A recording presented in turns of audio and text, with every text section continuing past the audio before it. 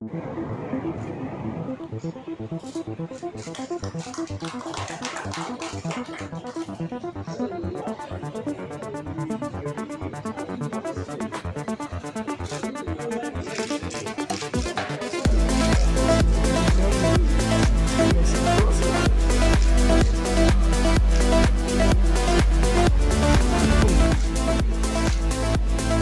you love me or hate me, but you can't ignore me.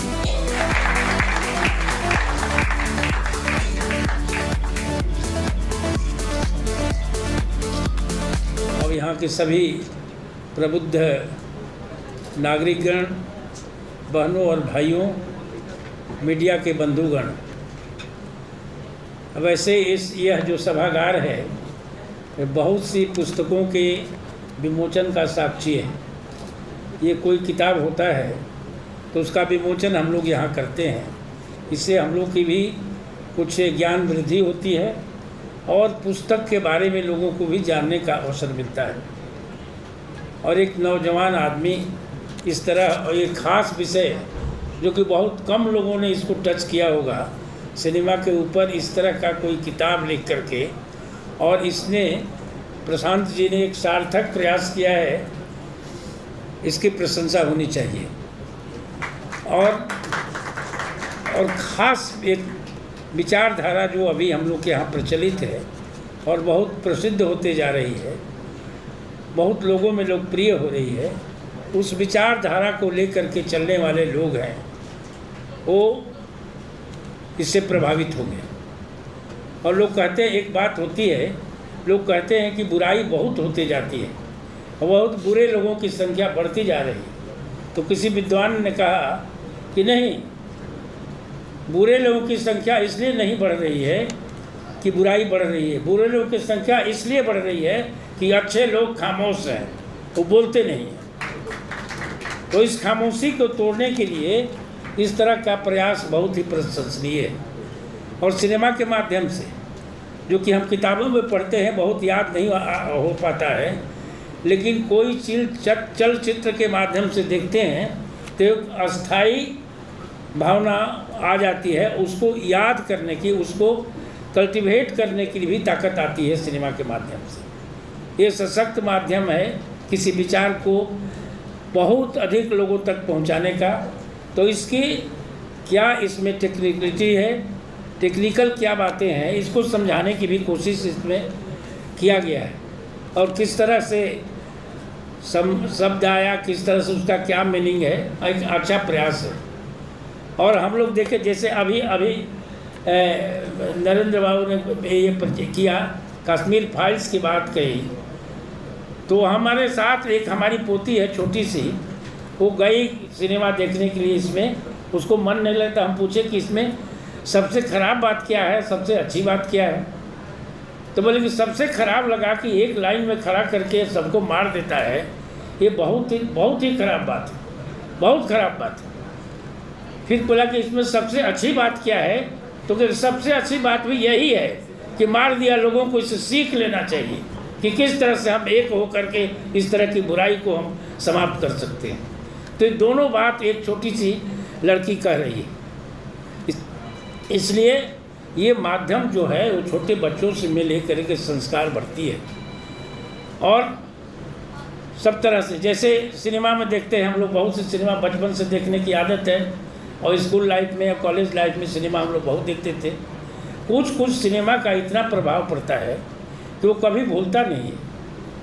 जिस देश में गंगा बहती है हम लोग देखा, उसमें कहता है कि गोली मार दूंगा, वो जो क्या बोलता है, विलेन है, गोली मार दूंगा। राज कपूर उसके हीरो बोलता है कि तुम गोली मार दो, मैं मर जाऊंगा। इस गोली ने गांधी को नहीं पहचाना तो हमें क्या पहचानेगा। तो इस तरह की भावना एक है जो कि याद रह जाती है। तो इसको कल्टिवेट करने के लिए सबसे सशक्त माध्यम आज सिनेमा है। और इसका एक प्रयास कि किस तरह से अच्छी फिल्में बने, किस तरह से इसकी टेक्निकल क्या है चीज़ है, वो जानना चाहिए। और साधारण आदमी भी कम बजट में भी फिल्म बना सकता है। जब यहाँ पर भोजपुरी पहली फिल्म बनी, गंगा मैया तो है पियरी चढ़े को, इसकी बात हम लोग सोच भी नहीं सकते थे। कि भोजपुरी में भी फिल्म बनेगी, इस तरह की फिल्म बनेगी। और इसका कितना प्रभाव पड़ा कि लोग को दे में इसके बाद मैथिली में भी सिनेमा आने लगा और मगही में भी सिनेमा आने लगा। लोगों ने प्रयास किया और इस प्रयास के माध्यम से यहाँ की बातों को, यहाँ की सभ्यता को, यहाँ की संस्कृति को हम और देशों और प्रांतों तक और पूरे भारत में पहुँचाने का प्रयास किया। तो ये एक सशक्त माध्यम इसलिए भी है। अभी जो हुआ ये, अभी हम लोग के यहाँ जो बिहार में इसकी शुरुआत हो छठ की, ये इसको बहुत देर तक जाने, गुजरात जाने के लिए, महाराष्ट्र जाने में सिनेमा का बहुत एक सशक्त माध्यम है। और सिनेमा के चलते हमारी इस बिहारीपन को पूरे हिंदुस्तान में प्रसिद्ध कर दिया है। तो ये माध्यम है और लोगों में है कि भाई इसको देखना चाहिए।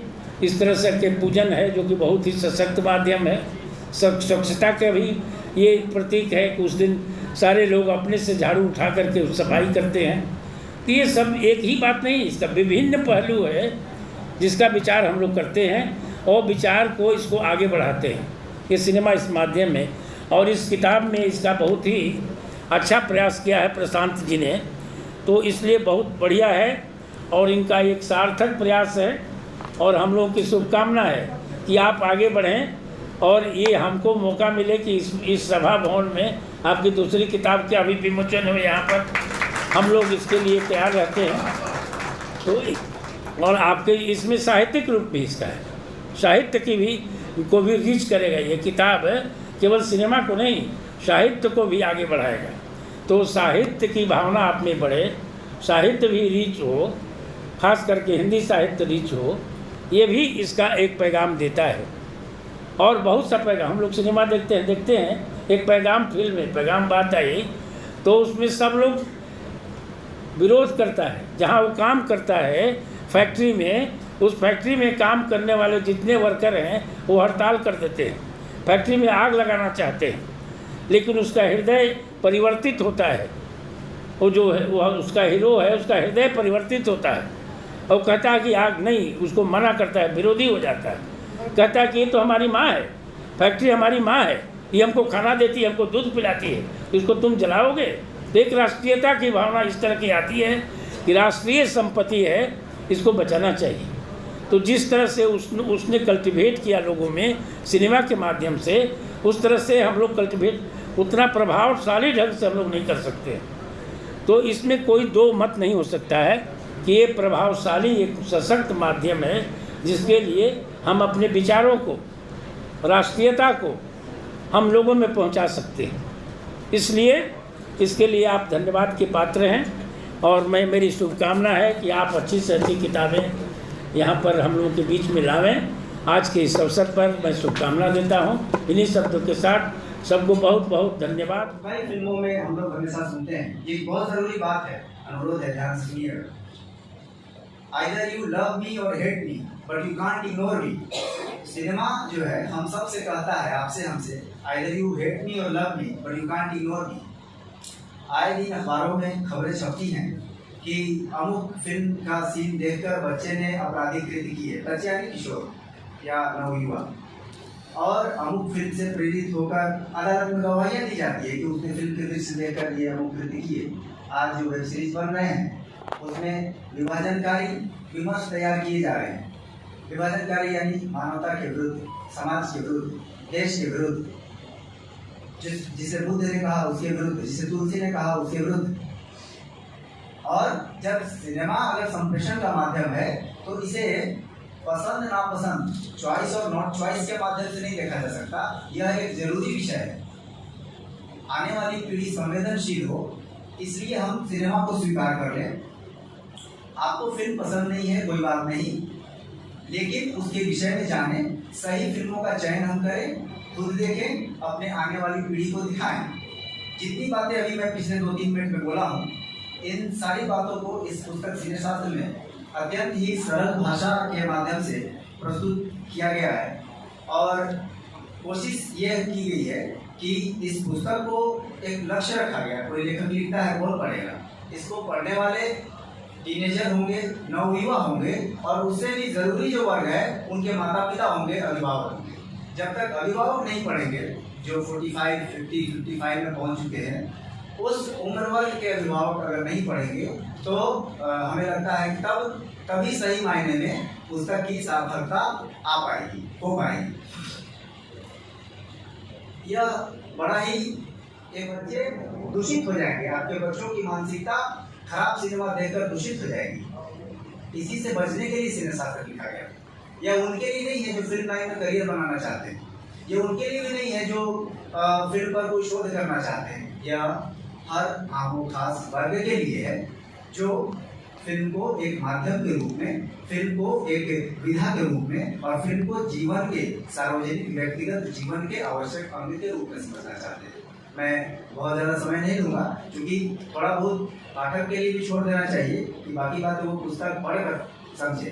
तो मैं फिर से अभिनंदन करता हूँ और आप सबका कोटि कोटि धन्यवाद देता हूँ। आपने बहुमूल्य समय निकालकर पुस्तक विमोचन में अपनाया। पुनः आपका